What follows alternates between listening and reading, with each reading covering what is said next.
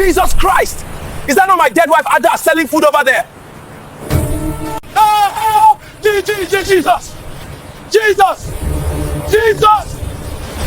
3 months after Ada was buried in Umola village, her husband was still crying alone on his farm. But in Asaba City, a woman who looked exactly like her was opening an eatery every morning. She cooked, she smiled, she hired workers, and the strangest thing was this: she looked happier than she ever did while alive. What no one understood was that this woman was not supposed to be alive at all. And when the truth finally came out, it changed everything. On a busy street in Asaba City, just beside a long row of shops and parked buses along Central Market Road, a small eatery opened every morning before sunrise.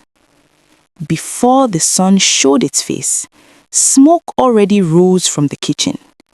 The smell of food spread slowly through the street, moving like a quiet invitation.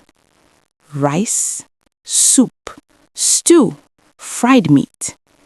People who were rushing to work slowed down. Some stopped working completely. Office workers adjusted their bags. Bus drivers parked and waited. Market women sent their children to buy food. The place was always full. Workers in clean aprons moved quickly, calling out orders, collecting money, carrying plates. They walked like people who respected the woman in charge. And behind the counter stood the woman everyone admired. Her name was Ada. She smiled often, but her smile was not loud. She spoke softly, but her voice carried authority. She dressed neatly, always clean, always calm. She ran the eatery like someone who had waited her whole life for that exact moment. Many people believed she had always lived in Asaba City. They were wrong. Far away from the noise, traffic, and bright lights of Asaba City was a quiet place called Umola Village. Umola Village was peaceful. Red soil roads, mud houses, farms stretching far into the distance. That was where Ada truly came from. That was where she lived with her husband Chike before everything ended. Chike and Ada lived a simple life. They woke up early, they worked on their small farm, they returned home tired but satisfied. In the evenings, they sat outside their house, watching the sun disappear behind the trees. Ada loved her husband deeply. But inside her heart, she wanted more. Almost every night, as they lay on their mat, Ada would speak about the same dream.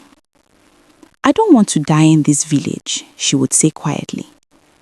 "I want to live in the city. I want bright lights. I want to open my own food place." She would pause, then smile. "I know how to cook. People will love my food." Chike always smiled back. "One day," he promised, "we will go together to Asaba City." Ada believed him. She believed him with her whole heart. She planned everything in her mind: what food she would sell, how early she would wake up, how she would train her workers, how customers would greet her with respect. Sometimes, while cooking at home, she practiced serving food, pretending customers were standing in front of her. She even chose a name: Ada's Kitchen. She wrote it in the dust one afternoon and laughed. But dreams can be cruel. Ada fell sick suddenly. At first, it was just weakness. Then fever followed. Then pain. Chike tried everything: local medicine, village prayers, borrowing money. But time moved faster than him. Before Chike could gather enough money, before they could travel to Asaba City, before Ada could touch the life she dreamed of, Ada died. Umola village went quiet. Women cried. Men shook their heads. They said she was too young. But Chike buried her wife with hands that would not stop shaking. After that day, Chike changed. He stopped talking much. He stopped laughing. He stayed on his farm longer than usual. Sometimes, he stayed there until night fell. The people of Umola village pitied him. They said, life must go on. But Chike felt like life had completely stopped. What he did not know was that Ada's dream had refused to die.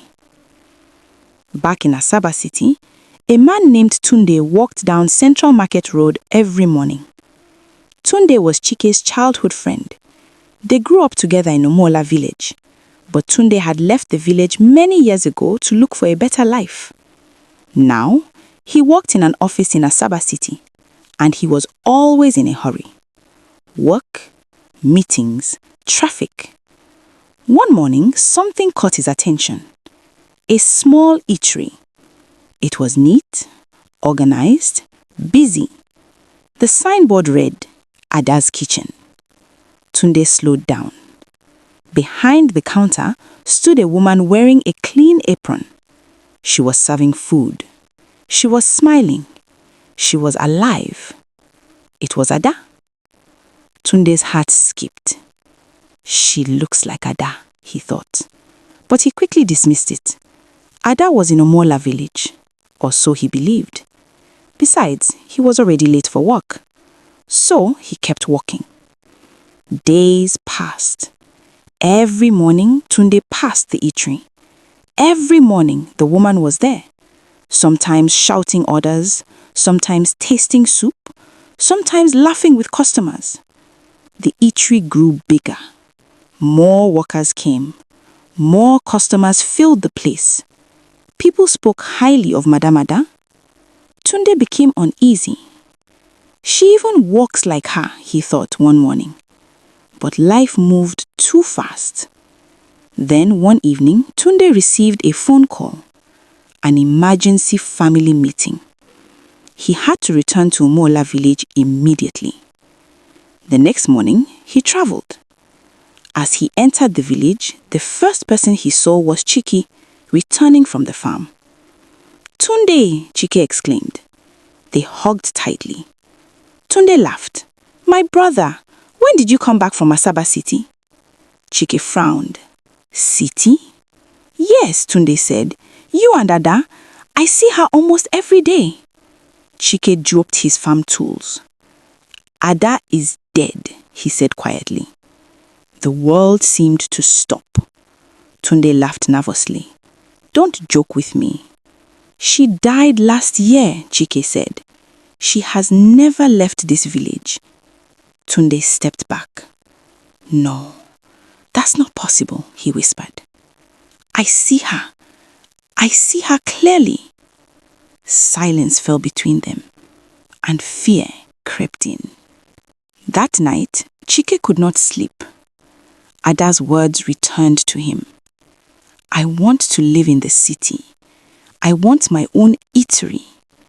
Chike finally understood. Ada had gone to Asaba City, not in body, but in spirit. The next morning, Chike followed Tunde to Asaba City.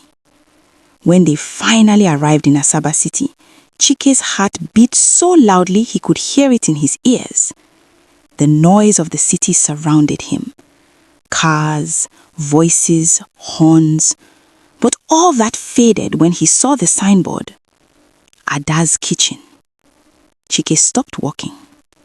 His legs refused to move.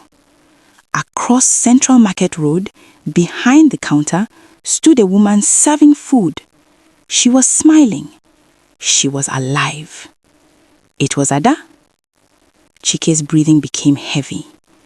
That is my wife, he whispered. There is no mistake. Tunde stood beside him, frozen. Chike, maybe we should go back, he said nervously. But Chike was already moving. Step by step, he crossed the road. The closer he got, the clearer her face became. The same eyes, the same lips, the same gentle smile. Chike's hands trembled. He stood in front of the eatery. People were eating. Workers were moving around. Life was normal. Then Chike opened his mouth. Ada? The sound of her name caught through the air. Everything slowed. Ada stopped moving. The spoon in her hand froze. Slowly, she lifted her head. Her eyes met Chike's. For a moment, the whole world went silent. Ada, Chike said again, louder this time. Is it you? Her eyes softened. She smiled at him. Not the smile she gave customers, but the smile she used to give him at night in Umola village. Chike took a step forward. My wife, talk to me. Ada opened her mouth. But before any sound came out, she vanished. Not slowly, not gently. She disappeared like smoke in the wind. The apron fell to the ground. Plates dropped and shattered. The pot on the fire went cold. For 1 second, nobody moved. Then screams filled the air. Jesus! Did you see that? She disappeared. Workers threw down trays and ran. Customers jumped up, pushing chairs aside. Some fell while running. Some shouted prayers. Within seconds, Ada's kitchen was empty. Chike stood there shaking. Tunde grabbed his arm. Let's go, he shouted. They ran. That same day, Chike returned to Umuala village. He did not speak to anyone. He locked himself inside his house. That night, sleep refused to come. When it finally did, Ada came. She stood beside him just as she used to, calm, gentle, beautiful. Why? Chike cried. Why did you do this to me? Ada sat beside him. I did not come to hurt you, she said softly. I came because my heart was not at rest. Chike wept. You died, he said. I buried you. Yes, Ada replied, but my dream was still alive. She looked at him with love. All I ever wanted was the city, my own eatery, to stand on my own. I waited, but peace did not come until I lived that life. Chike shook his head. You scared people. Ada nodded. That is why I left, she said. My time was over. She touched his hand. I am free now, and you must be free too. Her voice became distant. Do not follow Mo again. Chike tried to hold her, but she was already fading. I love you, she whispered. Then she was gone. Chike woke up crying, but for the first time since Ada died, his heart felt lighter. Since that day, Ada's kitchen has never opened again. The building remains empty, people avoid it, and Chike still farms in Umuala village.